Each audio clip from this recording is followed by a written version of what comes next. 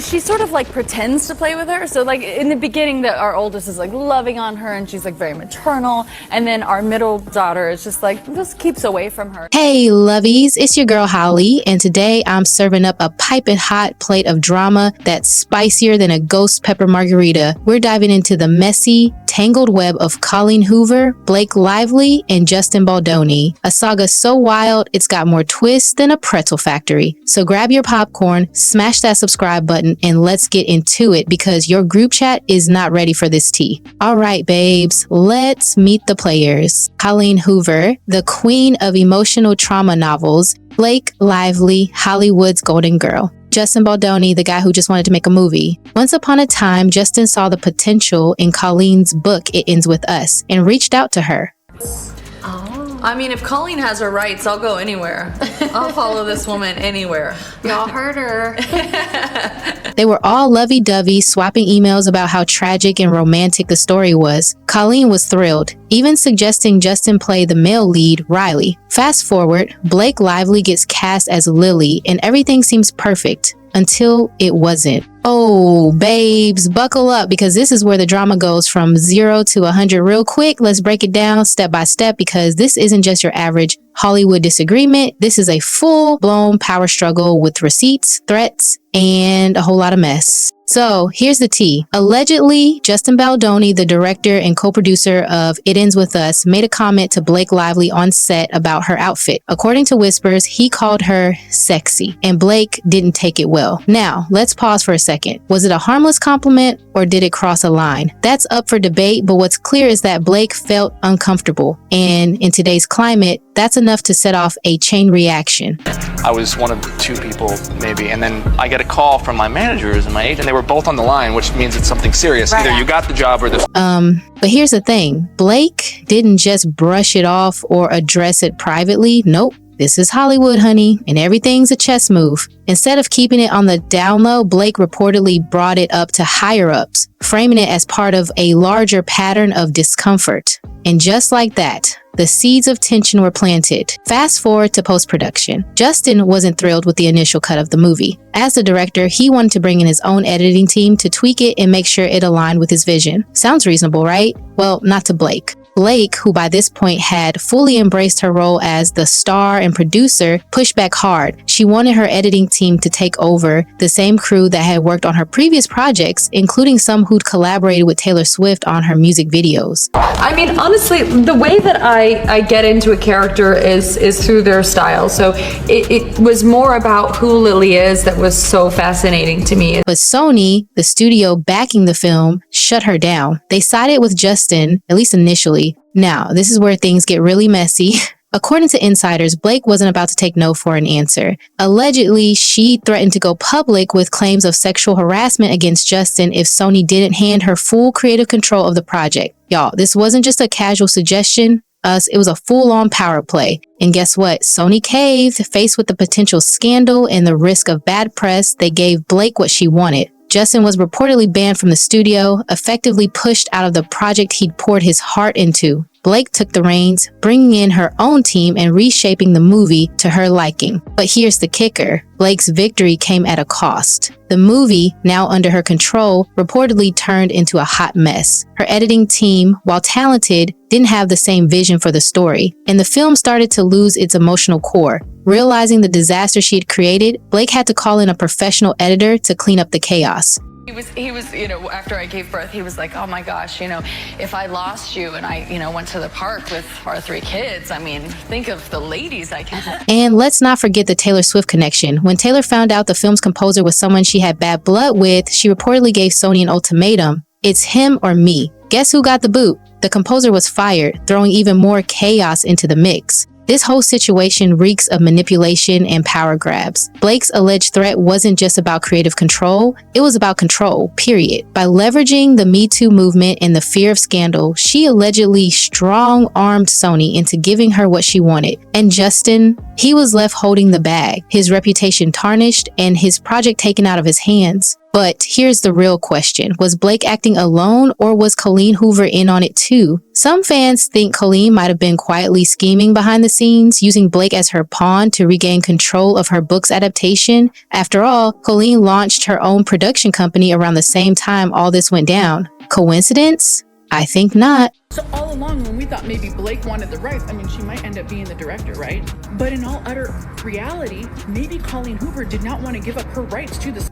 With Justin's attorney hinting at subpoenas and private messages potentially being exposed in court, this drama is far from over. Will Blake's alleged threats come back to haunt her? Will Colleen's involvement be revealed? And what does this mean for the future of It Ends With Us? One thing's for sure, this isn't just a Hollywood feud, it's a cautionary tale about power, manipulation, and the lengths some people will go to get what they want. So, what do you think, lovies? Was Blake justified? Or did she take it too far? Oh honey, let's dive deep into this, because this is where the plot thickens and the tea gets scalding. Justin Baldoni's reputation took a nosedive. Blake Lively swooped in to take control of the project, and Colleen Hoover, well, she's over here launching her own production company like nothing happened. But fans aren't stupid. They're starting to connect the dots.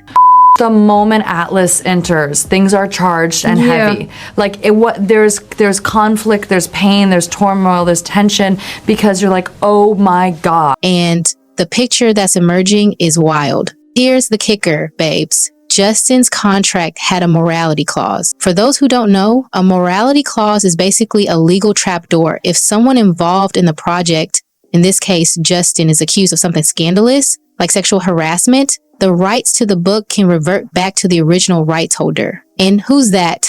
Colleen Hoover. Now, let's think about this for a second. Blake's lawsuit against Justin, accusing him of sexual harassment, wasn't just some random act of justice. It was a calculated move. By hitting Justin with that accusation, Blake and Colleen allegedly triggered the morality clause, effectively stripping Justin of the rights to It Ends With Us. Honestly, directing myself, a lot of that had to do with, the brilliance of Blake Lively and being able to act with this powerhouse. And just like that, Colleen was back in control, ready to hand those rights over to her shiny new production company, Heartbones Entertainment. The timeline that speaks volumes. Let's break it down, because the timing here is suspiciously convenient. Blake's allegations drop. Out of nowhere, Blake files a lawsuit against Justin, accusing him of sexual harassment. The industry goes into a frenzy, and Justin's reputation takes a hit. Colleen's power move. Around the same time, Colleen quietly launches Heartbones Entertainment and signs new movie deals. Coincidence?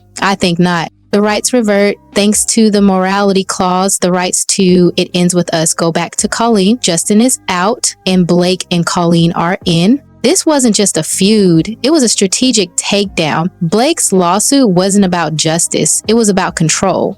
Well, arguably, for the first time at the premiere, you find out that Blake Lively tells people that all of a sudden he wrote a scene in the movie.